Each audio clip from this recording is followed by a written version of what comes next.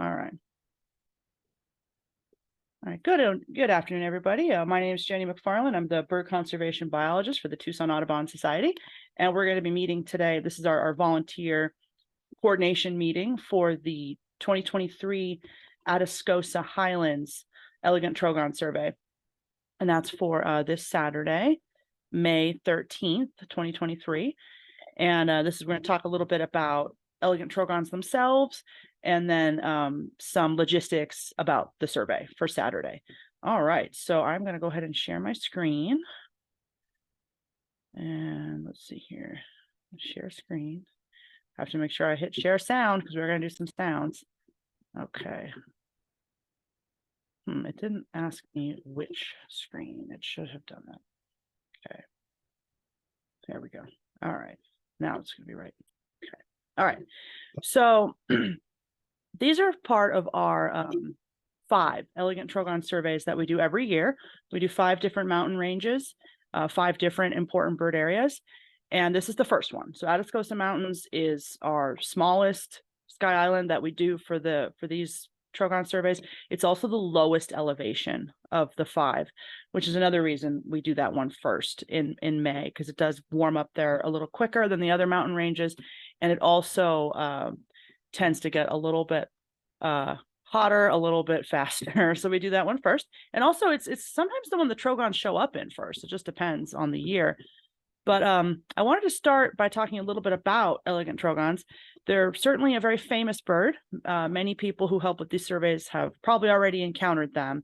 But just in case, they are these really cool, pretty large birds. I like this page from Cornell, the Cornell Lab of Ornithology of All About Birds, their little elegant trogon page, which I do link to on the resources page we're going to see in a minute.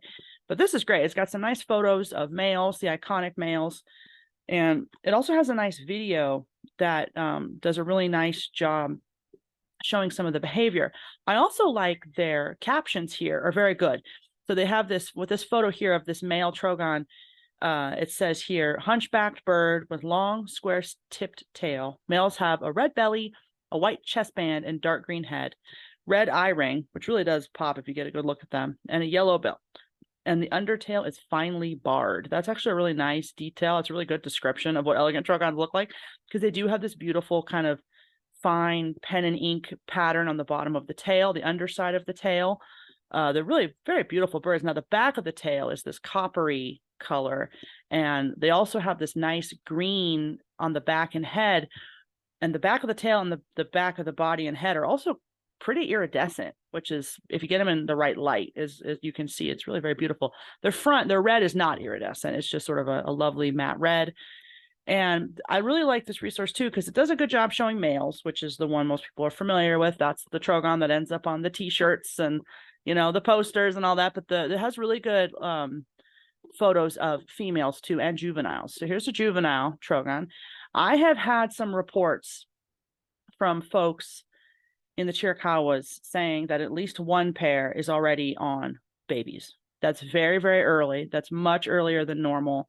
So it is possible that some of these pairs nested way early. We had that pretty late winter rain, and I'm wondering if that caused some of them to come up early and then nest early.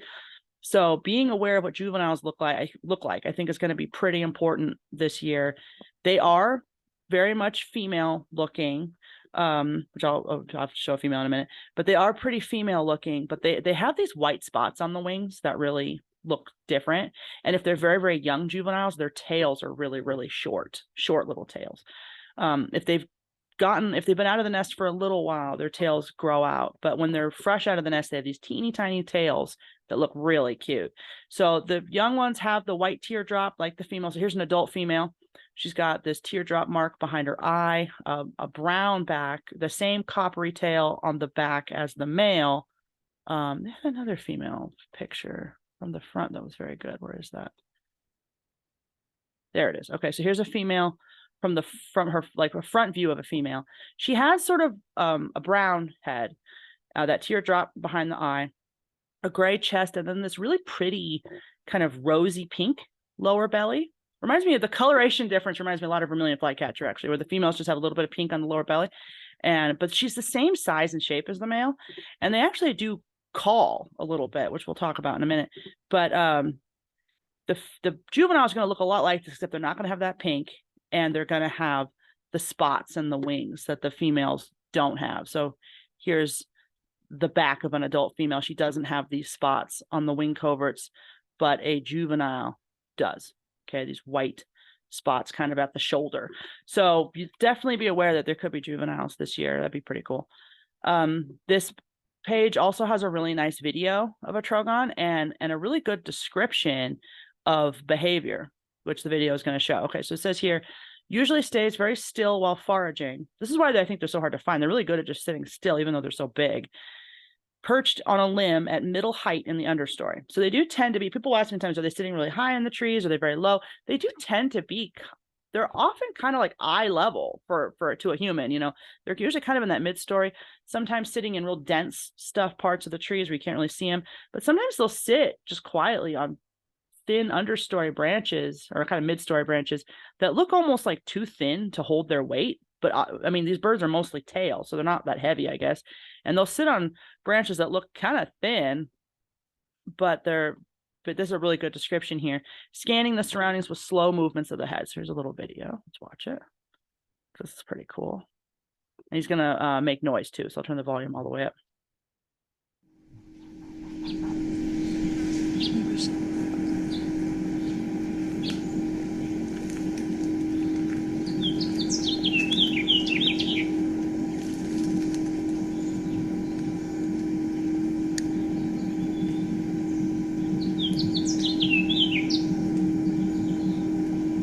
Eyelashes.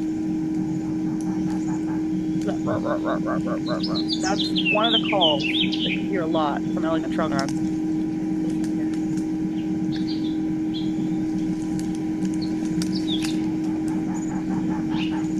Okay, so that's not the call that is going to be the first on your bird apps, but this is the call I would say I typically hear them do the most past early morning. Early morning, they can often do that loud barking.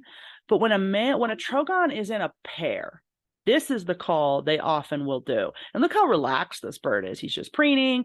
He's doing this call. It's relatively quiet. So when you hear it, the Trogons are often closer than you would think.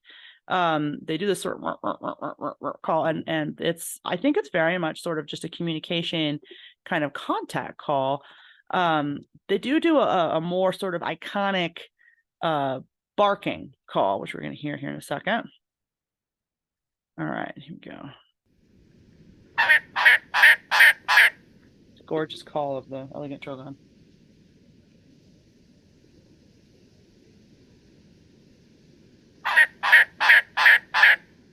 And that is from Arizona, that recording. Here's another one from Arizona. It's kind of a halfway between the sort of more quiet call and the barking. Here's calls. That's what is often called the alarm call. I don't think it's always an alarm call. This is a call that I've heard them do in the winter in a situation where they're sitting there and they don't look alarmed at all, but they're doing that call. So it is some sort of communication call. Now, in the breeding season, when you hear this, and especially if it sounds very, very emphatic, I have heard it where they make this sound, but it sounds a little more panicked. That is definitely an alarm call. They just sound alarmed, but they do tend to do this call, but sounding very, very alarmed. And that usually means you're near a nest. So if you hear that, back off a little bit, and then maybe try to get a good look from further away or something. If you can find the nesting tree and get a photo or anything, that'd be great. But if they're getting very distressed and they're doing this call, you really want to sort of back off and give them some space if you can. But let's listen again. See, it doesn't say alarm call here because I don't think it always is, but it can be an alarm call. All right, let's see what this one is. Classic. That's the classic. The male, territorial male, feeling the need of like a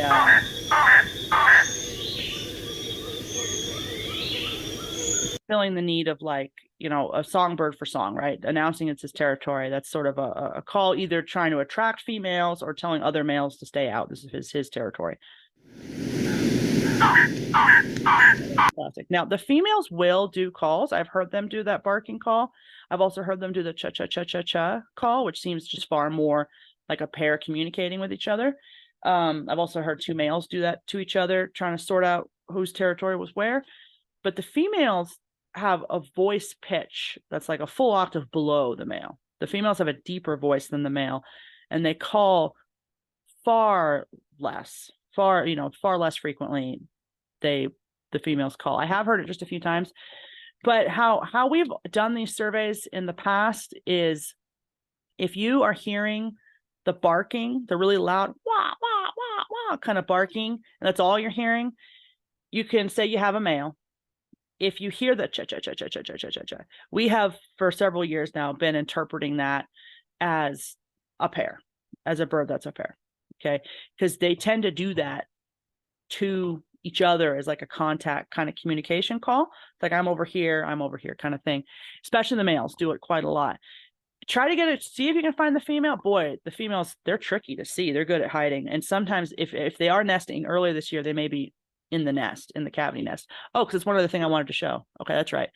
Is they do have a particular type of nesting they do, which is cavity nesting. So they're secondary cavity nesters, which means they can't really create a cavity.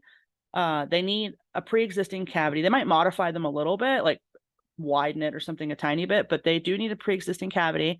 So here's a male looking out of his nesting hole, and they will use woodpecker holes. They will use sycamores will often sort of naturally produce big cavities just from the nature of the tree itself that they'll sometimes use and maybe pull out a little bit of strips of bark or something, but they are cavity nesters.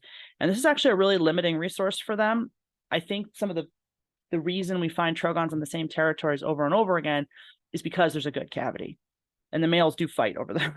So if you hear a lot of commotion and it's two males, they're probably fighting over ownership of a cavity to try to attract a female. All right, so that's some trogon behavior. They do like fruit. This is one attacking a pyracantha fruit, especially in the winter. They'll eat a lot of fruit, but they do eat a lot of insects too. And for the breeding season, a lot of insects, large soft-bodied insects, big caterpillars, katydids, grasshoppers, lizards, lots of large protein nuggets is what they're eating themselves, as well as feeding to the babies. So let's see here. Okay, so logistics for the survey itself. So I have sent an email with a lot of information to everyone who's signed up for the survey, but I also just want to sort of go over. So a lot of the information I shared are links. So let's go over that real quick. So I use this Arizona Important Bird Areas Program website as a hub for a lot of information for a lot of our different surveys. So when you go to aziba.org, you'll see this homepage. And I do have some information on here, like promoting the Trogon surveys and Flickr and Elfal surveys, which already happened, and that kind of thing are on the homepage.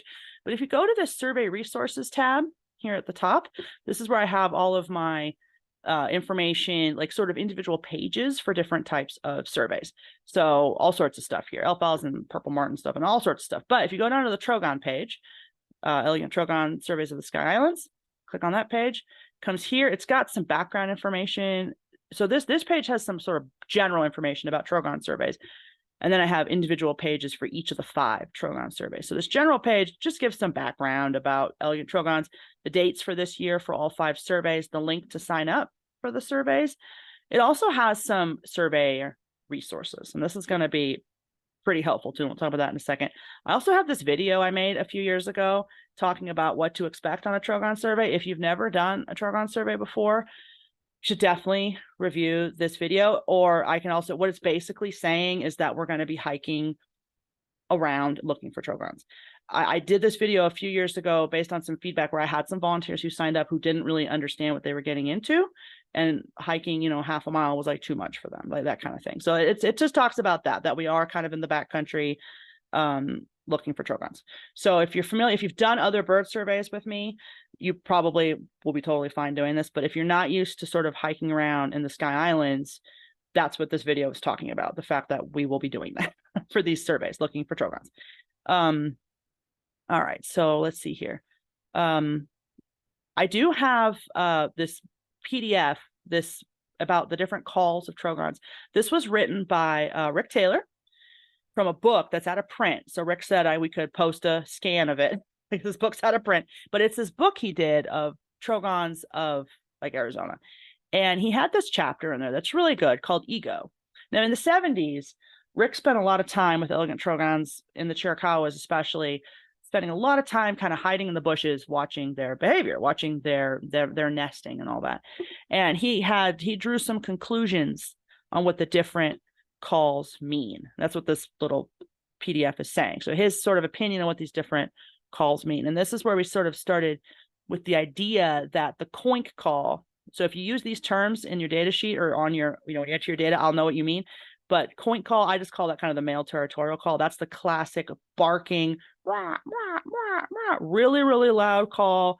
And he talks about here that it's males to sort of advertise to females or say, this is my territory. They're telling all the other Trogons, this is my territory. If you're a female, come on over. If you're a male, stay out, that kind of thing. And then there's the co call. And this is, let's see here. This is a call that they do when they're sort of upset about something. This Koa call, I think he means this is kind of like that that alarm call that we played earlier. It's quite loud, and so he's heard it when a trespassing Trogon comes in, a fox squirrel, anything like that, anything that might upset them, or a human coming over. And then there's the cow call. This is that really soft call that in the video the Trogon was doing. So this is paired birds sing this soft and plaintive note to maintain contact while foraging. So that is a contact call. So if you're hearing that soft call, we can assume that is a pair. So, and it's pretty quiet too. So if you're hearing it, the birds are probably pretty darn close. So really, if you sort of hang out for a few minutes and sort of stay still, you might see them. Or if you play a little bit, it might draw them out into sight. And then you can maybe get a sense if it's a male or a female. And then he talks about the alarm call back here too. So if you're really interested in it, this is a really nice description of some of the different sounds they can make. And it's a pretty cool book. And I do occasionally see it in those used book bins for sale. It's got a red cover. So if you're interested in that book, let's see here. I also have, and the Zoom stuff's getting in the way. So I have a couple links on this page. Did I say I was going here? Okay, sorry. From the main Trogon page, I must have closed it. All right, from the main Trogon page, then I have sort of these audio files, and these are the same, pretty close to what we listened to. The coink, the male call, the cow, which is that cha-cha-cha, and then the alarm call. So these are MP3 files that I got from AZFO. You are welcome. These are free open use. You are welcome to download these if you'd like, put them on your phone. If you want to play a Trogon call during the protocol, which I don't dictate how often you do it, but you're certainly allowed to and encouraged to every so often play a Trogon call. You can do that from the apps too. The Trogon call in the Merlin's very good. The one in the Sibley is very good. If you like to download this particular file and do it, you certainly can. But just playing, especially the male territorial call, can really stir them up. If they're in there and it's quiet, but you think, gosh, this looks like a good piece of habitat. And if you just play a little Trogon call, that can often stir them up into calling back if they are there. So it's kind of a nice way to verify if they're there or not, especially this time of year. This works really well. It works less well in the summer, but it works really good in May. So then from here, I have separate pages for each of the 5 surveys, because some of them have some different details to them depending on what's going on. So if you go to the Atascosas link here, it goes to this page, Elegant Trogon Survey, the Atascosas. I have the video here from when the meeting we did last year is right here. And after this meeting's over now, I'll put this year's meeting in its place, but the one from last year's here. And I have a protocol and instructions document. It's a PDF. It basically says be on your start point by 6 a.m. if as close to 6 a.m. as possible. It's not a problem if you're a little after 6, but if you're there at 6 or even earlier, if you'd like, if some people live kind of close or whatever, if it's earlier than 6 is great. The Trogons definitely are more active and more vocal early in the morning, but they're always still quite vocal from 6 to 7 to 8, So as close to 6 as possible. Earlier is great. A little after 6 is still okay. But it basically says get on your start point by 6 a.m. if possible, and then just sort of slowly move through your territory throughout the morning and look for Trogons, towards your endpoint. Some of the routes have 2 in the same canyon, so don't try not to stray into other people's territory. Some of them don't so much have an endpoint listed, so just go as far as you think the habitat looks good or as far as you can. And then, you know, the Trogon survey officially ends at 11 is what we have, but you can end earlier. It's totally fine to end earlier, especially if it's getting hot and you feel like you've searched your whole territory well. If it's getting hot and you still don't think you've searched your territory well, but you want to stop, I highly encourage people to turn around if it's getting too hot, because safety is my number one priority by far. And then just sort of moving through, playing whenever you think you should. I don't sort of tell you exactly when. It's not like an elf file survey where we do it every so many meters. You can do it whenever you think you're in good habitat and you're not hearing a Trogon. And then just if you do find a Trogon, you're going to want to record. I do have a data form here that you can download and print, or just take a look at and make sure you record the same, whatever the information it's asking for, on a notebook or something, or a piece of paper. You don't have to use this exact form, but just make sure you know what's on this form. What I really need to know is your name, what territory you did, the date. And then if you do get Trogons, you want to record the time in which you detected them, what you could tell. Was it a male? Was it a female? Was it a pair, juvenile? Any details like that. And then I need coordinates. Okay, so you're going to want to use an app on your phone or a GPS unit. There's a lot of free apps now that are really good that can use your smartphone to give you pretty accurate GPS coordinates. So we're going to need coordinates of where you have the Trogon, and then just any details. So any behavior, if you see two males fighting, or you just have anything that you want to say about what happened when you saw the Trogon. So that's what I really need is the time, location, and then any information about the Trogons. Because what we're going to do at the end is we're going to map everything, and then it can become pretty apparent looking at the map. If two groups saw the same bird, that becomes pretty apparent, that kind of thing. If someone reports one on eBird and I look at the map and no one saw one, that can become pretty obvious. So we do map it out. So if you're worried that you might have a Trogon that someone else saw too, don't worry, because when we map it, give me that information, you know, because when we map it, we make sure we're not double counting that way. So if you have one of those routes where you're passing through someone else's route to get to your route and you detect a Trogon, go ahead and document it just in case the other team misses it. I have had them do that because Trogons have this behavior of patrolling, especially single males, where they'll fly through a whole territory throughout the morning, back and forth, and they do it not that fast. They kind of sort of slowly patrol their way through an area and back. So it is possible for a group to detect it, and then it's way far away up canyon, or, you know, up a side drainage, and then another group comes through and doesn't see it at all. So if you do detect Trogons, go ahead and record them, and we'll map it all out and see what people found. I also have a bird checklist on the back of this form. With eBird being so popular now, you can use this form if you'd like, if you're not as good a birder, if you're more just sort of aware of Trogons, because I do make this survey, you know, friendly to people who are less good at IDing, you know, the little birds, that kind of thing, the more complicated birds.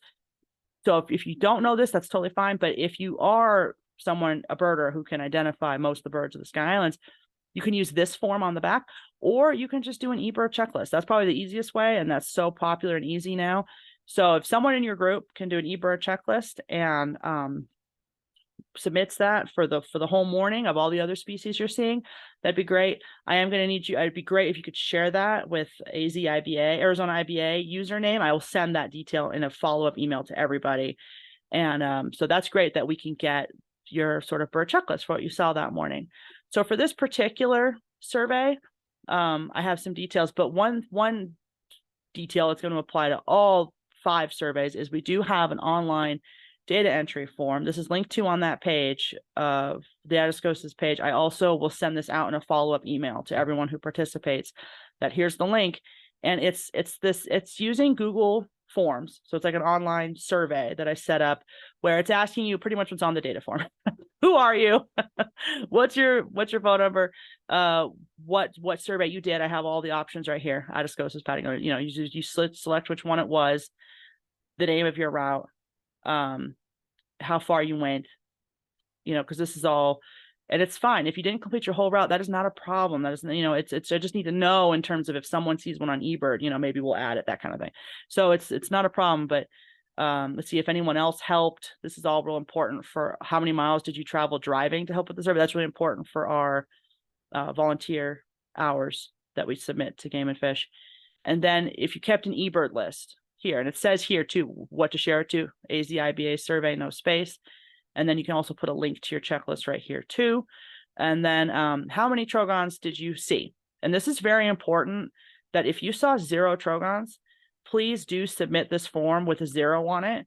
And that's very, very important. I also have a space here to put enter any survey comments. So this could be like a comment about the day. Like if you saw a cool mammal, or like I have an example here, like, oh, there was flowing water, that kind of thing, or the route was totally dry, that kind of thing. So this is a place to make a comment about the morning.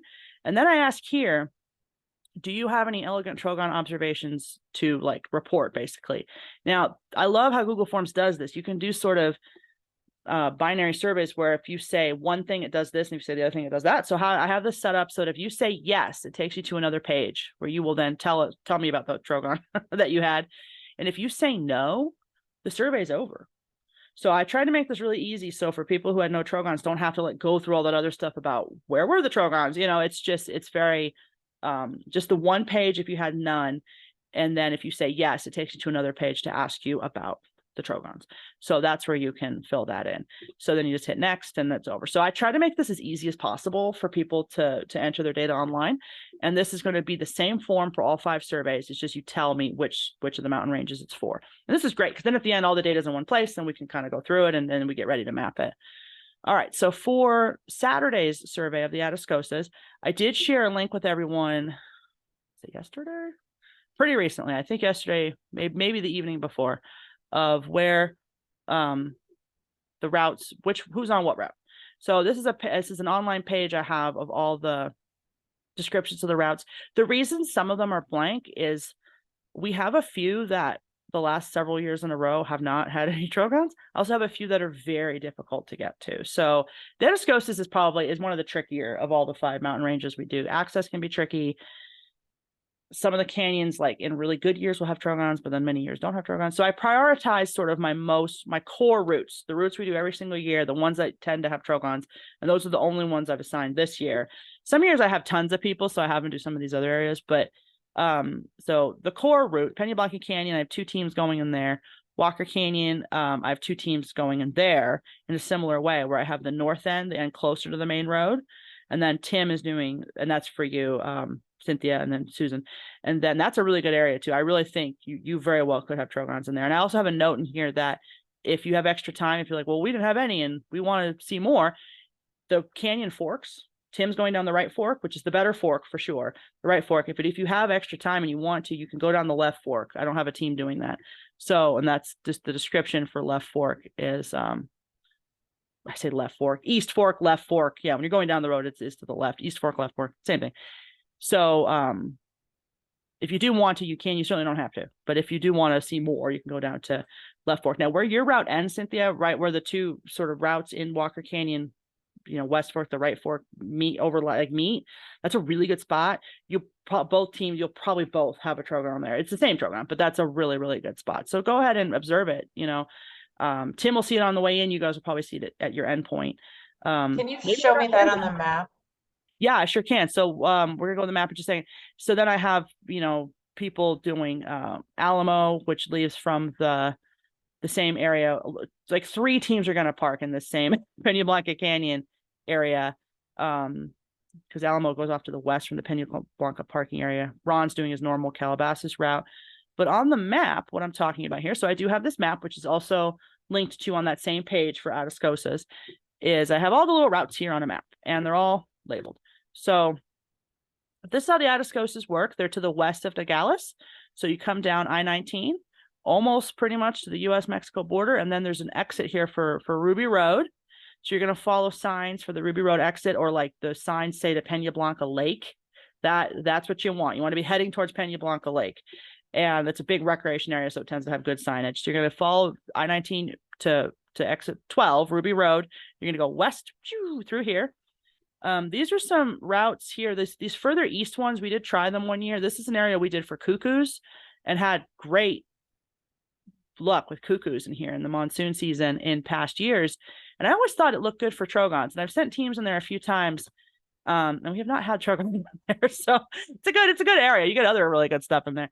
But we're not going to do that this year. But Ruby Road comes here on 289 and it goes south pretty dramatically. And then Calabasas Canyon is going to be Ron's route. He's kind of the furthest east route this year.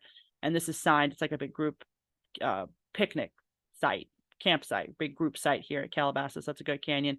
They often have a Trogon or two in there. And then the road keeps going and it gets kind of curvy. And then Walker Canyon is the next one up. And this is a sign. This is one that doesn't have a big sign, but it does have a little green normal size like street sign saying Walker Canyon. And if you're not so familiar with this area, what I would suggest you do is before you leave the main highway, let's say you stop out at the Pilot gas station or something on exit 12, before you head out west, because cell service can be a little spotty in the Atascosas. It really can. And the further west you go, the further in you go, the worse it gets. So you may well not have any signal by the time you get to Walker Canyon. But if you start your Google map for Walker Canyon Road, that junction, before you start out, it does fine until you get there. And then it doesn't do so well going back, but it's easy to go back. You just go east again and it takes you all the way back to I-19 on the pavement. But this is still on the pavement here, I think. Yeah, this is still pavement on Ruby Road at this point. But so I suggest that the Walker Canyon team, that Cynthia, your team, that you guys park here on the north side of the road. This is a really pretty obvious turnout. It's like a big wide parking area that Border Patrol uses all the time. And everyone parks there. It's a good spot. And this is even actually a pretty good birding spot. It's usually full of Lucy's warblers, and I've had gray hawk fly over here. It's a good spot. So you can leave your car here if you'd like, and then you can run across the road. Be very careful, though, crossing the road. Cross the road real quick, and this is Walker Canyon Road. This is a private ranch, but this is a public pass-through. You are totally fine being on this road. There's no issue, and there's not even an issue with these people. They're super nice.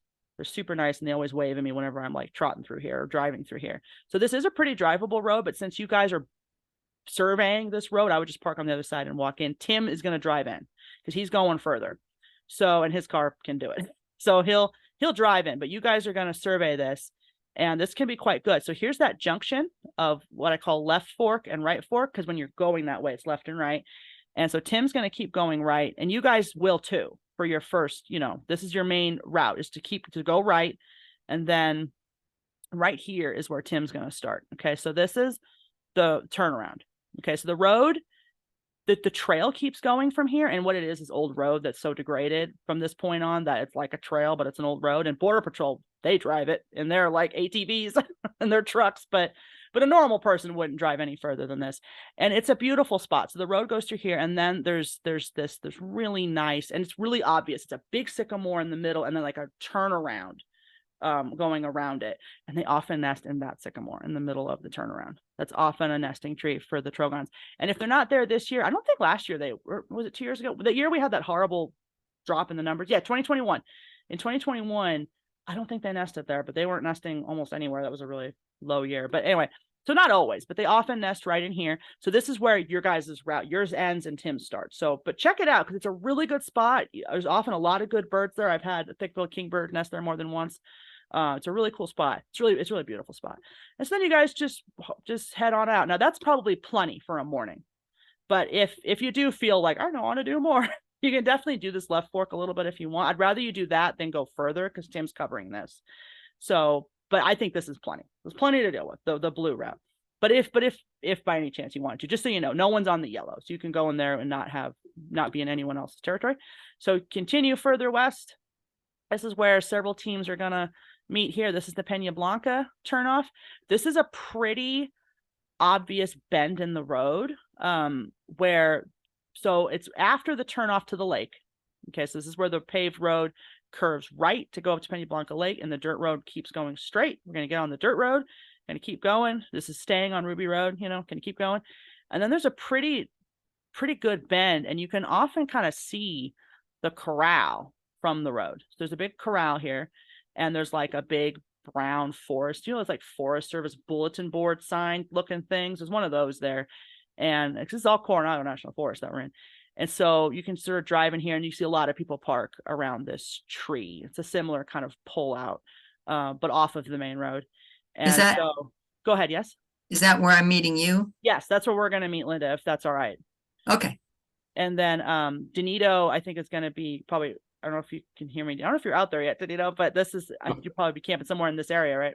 Yeah, that's where I was going to kind of see if I could pull further down that road, but I was going to then in the morning kind of go back out there and make sure I meet my team kind of close to the road, and we'll try to all kind of go in together. Sure. No, that sounds great. Yeah. And so, So Linda and I are going to do this upper portion of Peña Blanca Canyon. Now there's a road going in here. So depending on what kind of vehicle you guys are in, you can drive in part of the way, but depending on how far you guys can drive in, if you could just then, if you can't drive in too far, you might have to sort of hike quickly through and then do the southern portion. How far you go, I sort of draw it out. You do not have to do this whole distance. Okay. You can go as far as you can in a comfortable morning. I don't want people going too far, but this lower Peña Blanca does sometimes this is one of the better canyons. This can have multiple pairs of Trogons going down the whole canyon. So we'll do the northern part and you can do the southern part as long as you want. I don't mean this line to be an actual endpoint. You can go further than you want. I was just sort of making sure that if you do go that far, you know what the route is. Although it's pretty obvious canyon when you're in it. And this is one of those canyons too that can have a lot of other stuff. People have had rare birds here in the past. Rufous cap warbler has been found in this canyon in previous years. It's a really nice canyon. And then I have an Alamo team, and they're going to park in the same place, pretty close to where we're going to be for Peña Blanca. But instead of going south down Peña Blanca Canyon, this is called Alamo drainage here, going off to the west. And you're going to sort of park in the similar spot and then hike in this drainage that almost kind of sort of parallels the road. And there are often Trogons in here. This is a really good route. It doesn't look so good on the map. And then you get in there, you're like, oh yeah, look at all these big trees. It's actually a really nice, especially this this eastern end where you're starting. This in particular is really quite good. So that's going to be, I have a team on that too. That's a really good, really, really often very productive route. And then going way west is where the Sycamore Canyon team is going to go. This is a famous canyon. The road, though, is a little rough getting all the way out there. So I have Olia. Olia's team is doing the Sycamore Canyon, and it's a beautiful canyon. It's gorgeous. It almost certainly will have Trogons. Even in the dry year, it had Trogons. It's a really good canyon. The roads gets real washboardy down here, and you have to also be careful on these hairpin turns because Border Patrol sometimes whips around those turns way too fast. So just be very cautious at the blind corners because sometimes they're not cautious enough. Now, I did call Border Patrol. They know we're going to be out there. They gave me a few phone numbers for everyone, just in case, which were in the email I sent. So I had 2 phone numbers, one to call Border Patrol if you need to, and the second one was a texting number, because often signal can be so poor out here that texting can be more effective than trying to make a phone call. So if anything happens, like you get a flat tire or anything's wrong, just know that Border Patrol is crawling all over this place. And I was in a I remember a few festivals back, we had a situation where one of the vans that was out in the Atascosas, I think they were doing California Gulch, which is even a little bit further west still from here. And they got a flat tire in the van, and before they could even start jacking it up, Border Patrol was there and helping them change their tire, because when cars are driving around out there, you're probably being monitored to an extent. They know if something's wrong. They're watching you. So if something happens, just know Border Patrol is everywhere, and you do have those phone numbers to contact if you need to, because signal can be a little spotty out here. I think it's gotten a little bit better, but it's still pretty bad. So this is probably the worst phone signal area of all the places we survey, is the Atascosas. It can be real spotty out there. All right. So I think, does anyone have any more questions about the map or where we're going or what we're doing? No, but I would say that sometimes Border Patrol are not helpful at all. Yep. Because I've been out there, and that's just within the last 5-6 years that. You think so? There's been they can shift it a bit towards unhelpful. Yeah, they're yeah. That's good to know. The last thing I do want to make sure everyone is aware of is, I did put this in the email, but just want to reiterate it again. It's not like a huge deal, but if you could, when you're out and you're back in phone signal, which is often means pretty much almost back to the I-19 is when my phone, I get a million dings from everyone who had been texting me through the morning. They all come in at once. But when you have signal again and it's safe, like maybe when you get back to the truck stop or something, if you could just shoot me a text, and my phone number is in the message. If you could just shoot me a text saying we're back, we're out, I'd really appreciate it. Or if you're like, oh shoot, I forgot, just send me an email when you get home. I do sort of check by midday to make sure I've heard from everybody, just in case I need to call Border Patrol. Have them go look for you. So yeah, if you could just shoot me a message that you're out, I do appreciate that, and it sort of helps my peace of mind that everyone got out safely. And then it doesn't have to be the same day, but pretty soon after the survey, if you could enter your data online, then that's great. And then another thing is, I've done this, I started doing this the last few years. I think it's so much fun. We're going to do it forever now. Is I will make a Google album for people to share photos. So if you get cool photos of birds or trogons, I know some people carry big cameras. Most of us don't. I don't, but some people do. But I'm also really excited to see just pictures of habitat or pictures of cool bugs, or some people got cool pictures of flowers on one of the surveys, or selfies. Selfies are great. Fun pictures of people surveying. This is all really fun, and we are going to do, at the end of all 5 surveys, we're going to do a Trogon party like we did the last few years. So we'll show some of those photos. And it's really fun to see people sort of out in the field having fun. So if you do take photos, or try to remember to take photos when you're out there, and I will have a place for everyone to share them and submit them, which is I think pretty fun. I think it's one of my favorite new things that we've started doing. And it came about because I started making everything digital in 2020 because we couldn't meet in person that year. And that was one of the things that occurred to me. Oh my gosh, we should do a photo album. And it's been really fun. I really enjoy it. All right. So does anybody have any questions? Good. All right. This is I'm really pleased with this crew who signed up. Nearly everyone has at least helped me with surveys before, maybe not Trogon surveys, but other surveys. So I think this is a really effective crew. So I think we'll have a good day tomorrow. And this is the first one of the season. So we'll get a sense of what's going on. I've been hearing a lot of reports of Trogons being in the places that birders go a lot. This is not one of them. I think the Atascosas are often kind of underbirded, overlooked range. So we may find quite a lot of Trogons, or we could maybe not. We'll certainly get a better picture of what's going on, because eBird isn't telling me anything right now because hardly anyone's been in there. So we'll see what's going on with them. Yes, Cynthia, I will give you a call in just a moment. Yeah. Okay. All right. Well, thank you all so much. And this is great. This is great. You know what I'm going to do, Cynthia? I'm just going to stop recording, and then we can chat.